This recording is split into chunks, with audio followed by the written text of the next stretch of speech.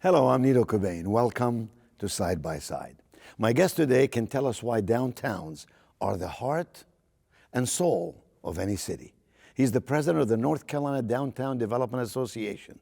And since 2015, he has helped steer the downtown transformation of Greensboro, North Carolina, the third largest city in our state. Today, we'll talk about leadership and innovation and the importance of downtowns everywhere with Zack Matheny. Funding for Side by Side with Nito Cobain is made possible by... Here's to those that rise and shine, to friendly faces doing more than their part, and to those who still enjoy the little things. You make it feel like home. Ashley Home Store. This is home. The Bud Group is a company of everyday leaders making a difference by providing facility solutions through customized janitorial, landscape, and maintenance services.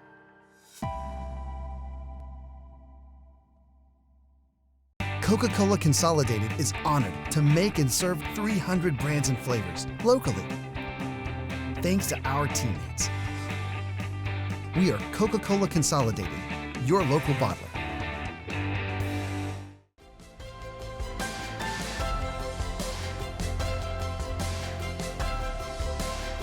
Zack, welcome to Side by Side. I am fascinated by how the downtowns of so many cities have been transformed.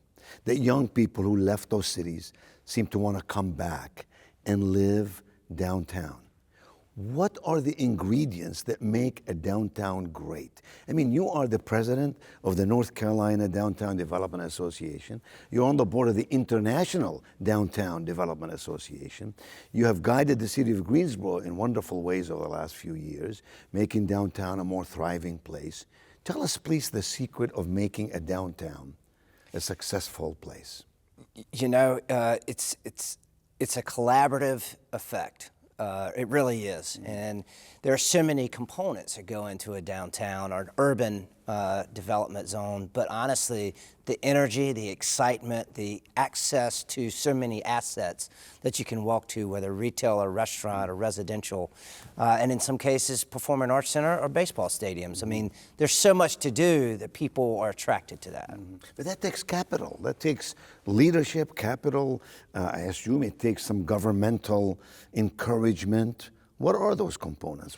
That's the collaboration. It is truly, in any urban setting, a public-private partnership. There's no question. You know, where there may be parking infrastructure, or you know, we've got baseball stadiums, or we just did in Greensboro a $95 million Stephen Tanger Performing Arts Center. Yes. That has been a absolute mecca of foot traffic and people coming in, bringing Broadway shows. It's phenomenal. And that feeds into restaurants and everything else that people want to sort of enjoy when they come downtown. But you and I remember the time when everybody wanted to go live in the suburbs. What is it about now I want to come back and live in a very urban environment? I look at the city like Charlotte or Raleigh or Durham or Asheville or Winston or Greensboro or High Point. This is happening everywhere. You know, it's also happening in smaller places like Wilson or Fayetteville or Concord, Kannapolis, throughout the state of North Carolina, where there's been an investment of community. And you can't really do an investment in community in the suburbs. There may be retail strip centers, but not to the magnitude of what you can have in a downtown urban environment. And you're seeing it throughout the state of North Carolina, and quite frankly, as you mentioned earlier, internationally as well. You know, I remember when you and I used to go to, let's say, strip shopping centers or downtown to shop, and then malls became the thing. Every city built a big mall. And now we're going away from malls to more individualized, more accessible kind of merchant places and sites. Is this a cyclical thing, Zack? You know, that's a great point, because when I think about the downtowns, I think about the 50s and the 60s. The cars lined up, all the shopping was in there. And then you went to the closed-in malls that have struggled so much. And then it went to the open-air malls, like we have in Greensboro, like I know Raleigh has as well. And most communities have. And so it's swinging back to that, the history, the culture of what is a downtown. I would tell you that I don't think it's as cyclical as it has been in the past. And here's why. When we hold events, when we're building that social capital, it's easier to do it in a urban environment such as a downtown. You're not going to have too many parades or events or music festivals in a suburban location. And so having that, building that culture, that energy, that happens in a downtown environment, and I think it's here to stay for quite some time. Even in smaller areas, smaller cities. We are seeing it. It's been fascinating because the state of North Carolina is unique in a lot of ways. One is the significance between rural and urban. So it's not just suburban and urban. It's rural when you have towns like Mount Airy that are getting their first brewery, and so you're seeing towns like Mount Airy, Eden, Reedsville, and so like I mentioned, Kannapolis and Concord, they're seeing a resurgence in their center city. And so it's fascinating not only in the Raleigh, Charlotte, Greensboro perspective, but in the more rural aspects as well. Is it because more people are moving to a city and therefore they're demanding social places and sort of an activation of all the needs they have for social existence and communication? Or is it that the people who are living there change their mindset or their appetite for it? I'm not quite sure. Or is it both? It's a combination of many things. North Carolina and our state certainly saw an increase in population moving to the state of North Carolina. We've had significant business announcements. We have more professionals moving to the state of North Carolina. And there's also folks that have graduated from college that are now, and you're familiar with this, that students that are graduating are picking where they want to live, and the jobs come to them. And in the state of North Carolina, we're very blessed that we have numerous cities that saved and preserved their historic fabric, those older buildings with the exposed like Durham, brick. for example, has done Exactly. exceptional job with that. Exactly. And so students are seeing that. And then the other aspect is, in particular in the state of North Carolina, that folks, and I'm the epitome of this, choose where they want to live and get involved. And when they get involved, they're hooked in. They are committed to that community. And building that sense of community is something that makes you wholesome in that, and you're going to stay. Yes, no question about it. That's very, very true. What role do universities play in downtown development? We in Greensboro are working with our local universities. Of course, in particular, you could say North Carolina A&T, the largest HBCU in the country, is less than a mile from downtown. And they just built a $120 million engineering building.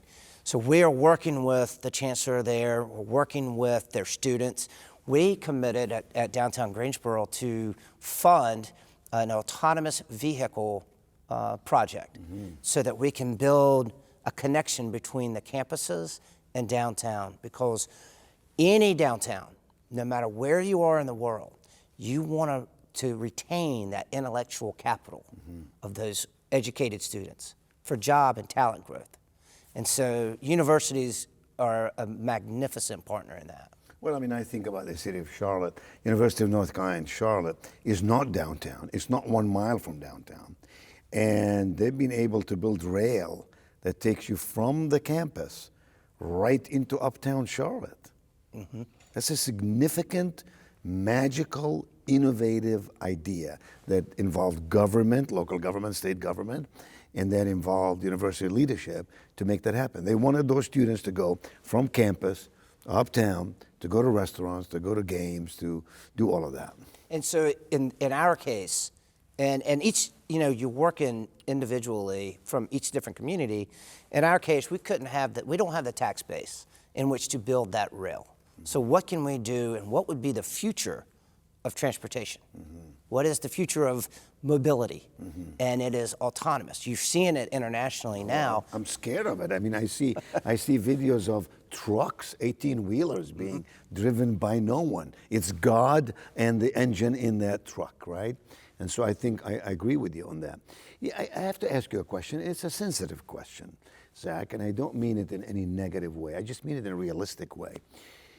With downtown development, it appears, and I have no empirical evidence to share with you, but you know it better than I, that crime rises when people come downtown, when they go to bars, when they gather in large crowds, when the crowds come from all kinds of backgrounds.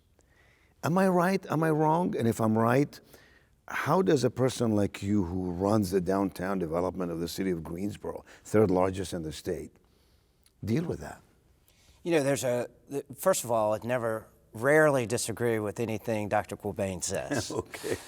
I can tell you that what you're seeing is in a lot of different communities, as the population of the center cities rises, criminals don't want to be around that increased population or activity because they don't want to get caught.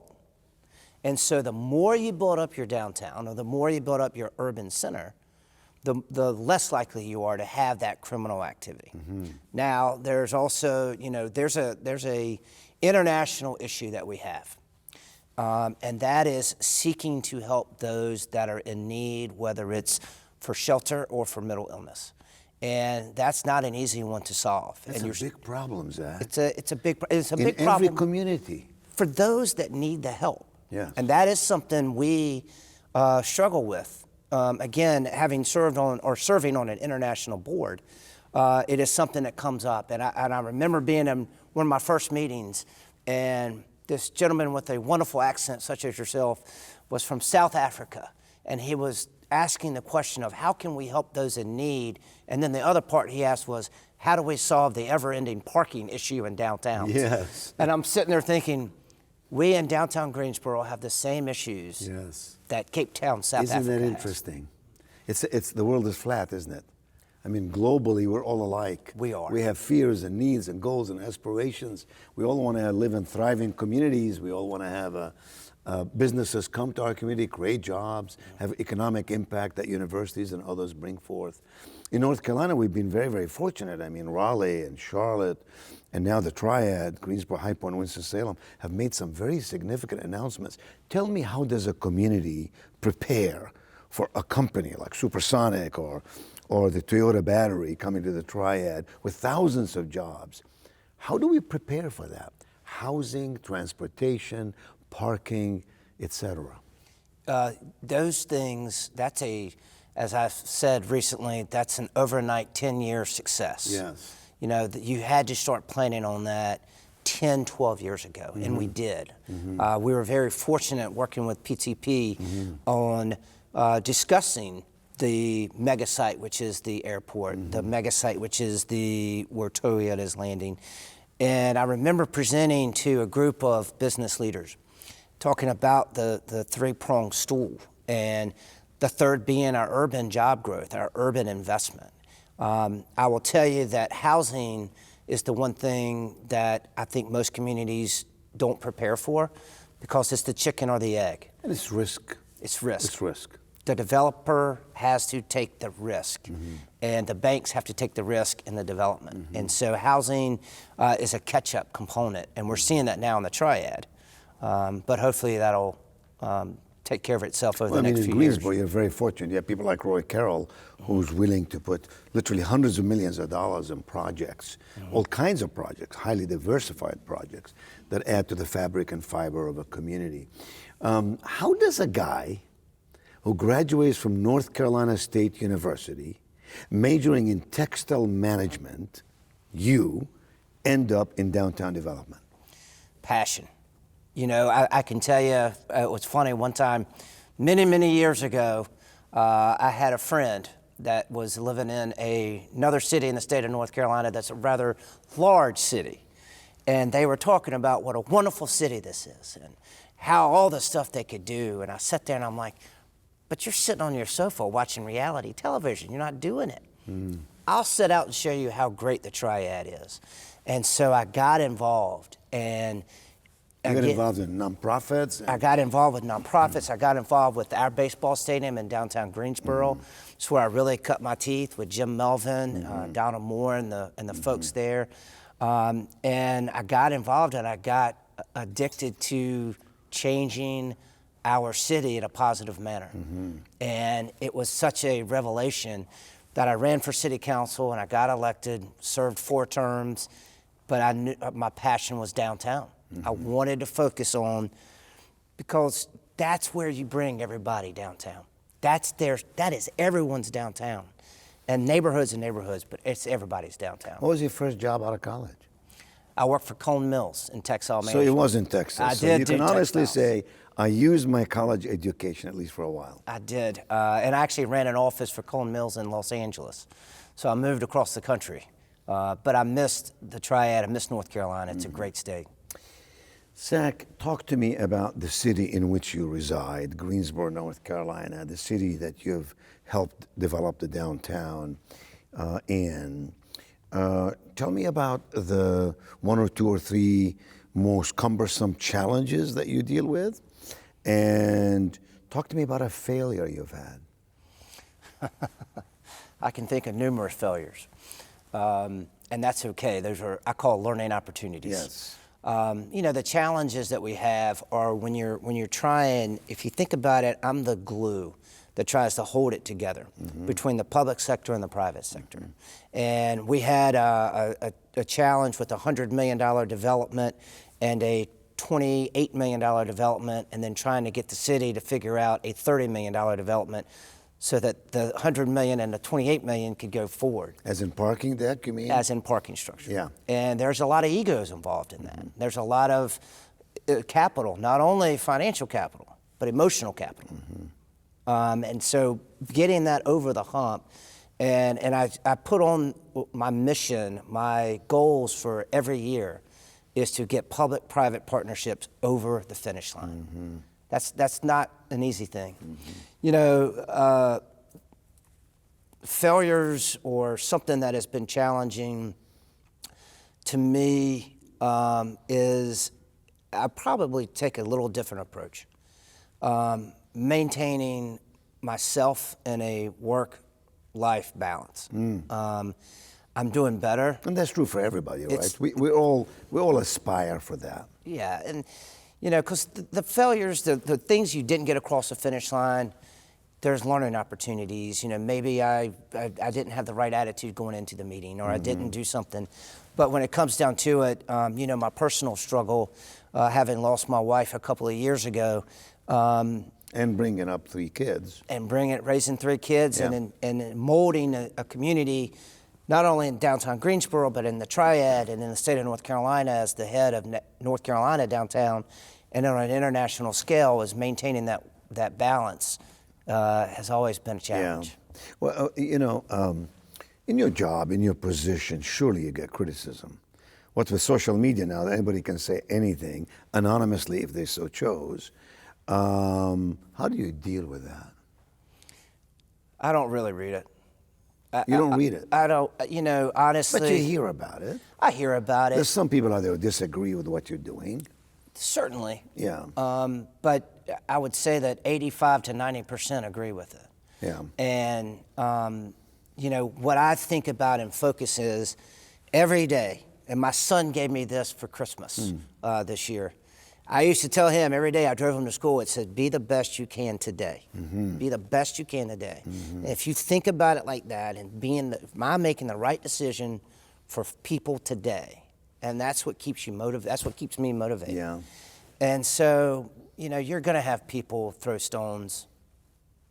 Just stay positive. Usually that's all they do. They don't want to be involved in what you're No. doing. They just want to sit on the sidelines and critique. When we look at North Carolina, you're the president of the North Carolina Downtown Development Association. You know about every downtown in the state and what they've had to do and what they're doing at the moment.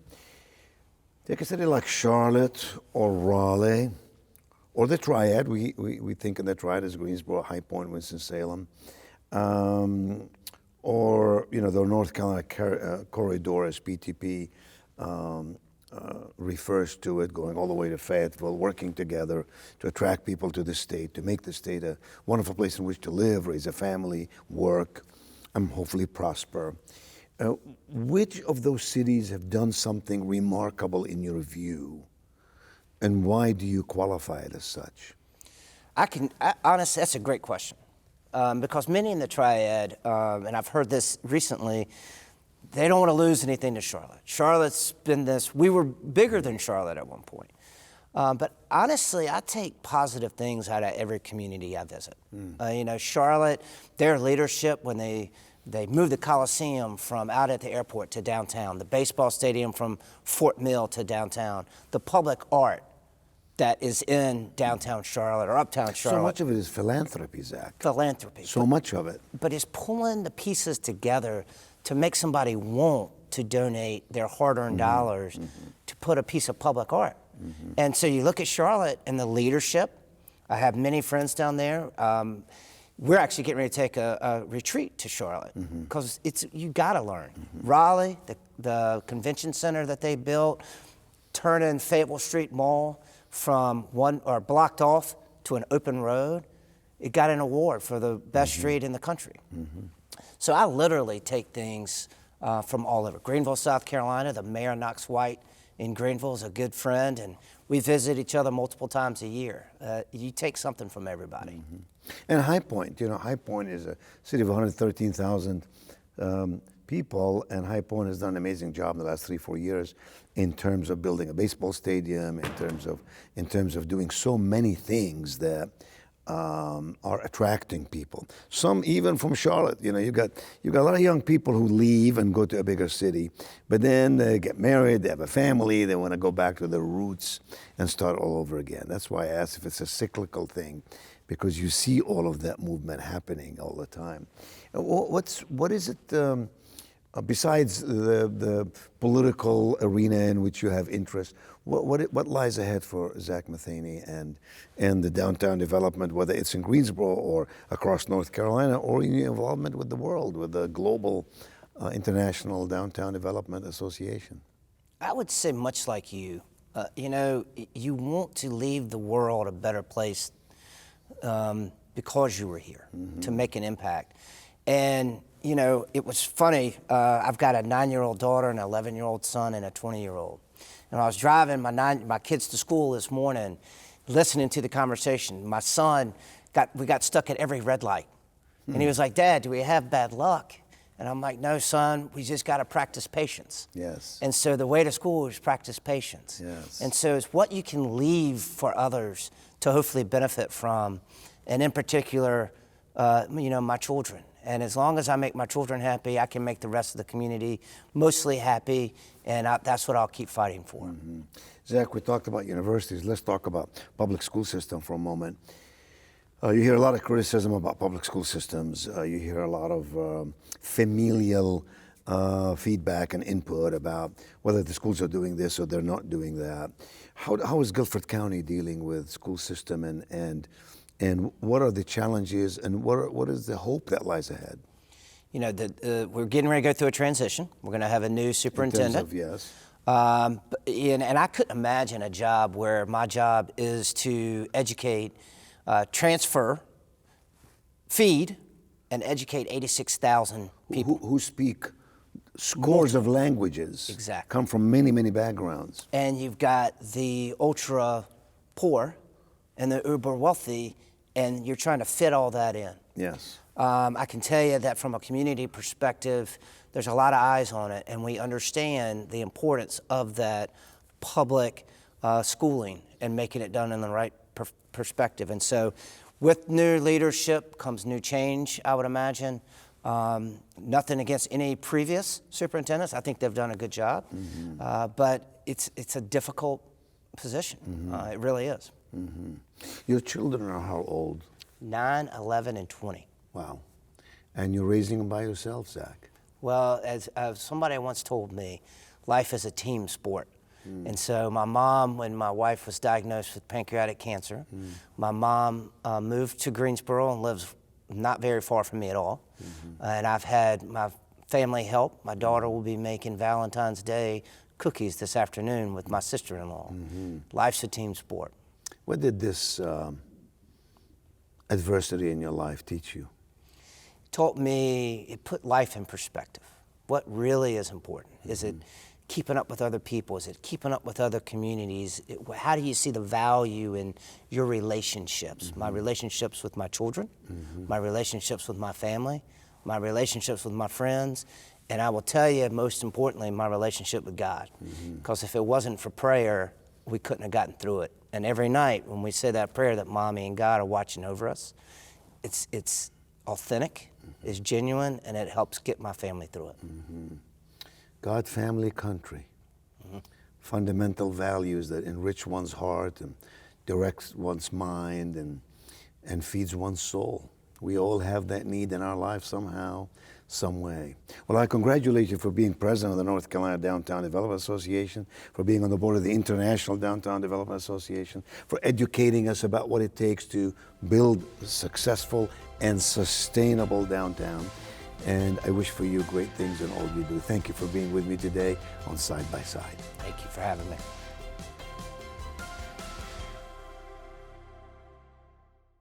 Funding for Side by Side with Nito Cobain is made possible by Here's to those that rise and shine, to friendly faces doing more than their part, and to those who still enjoy the little things.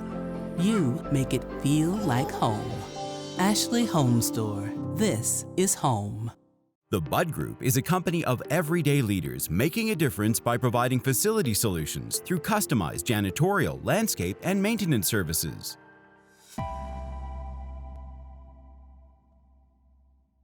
Coca-Cola Consolidated is honored to make and serve 300 brands and flavors locally. Thanks to our teammates. We are Coca-Cola Consolidated, your local bottler.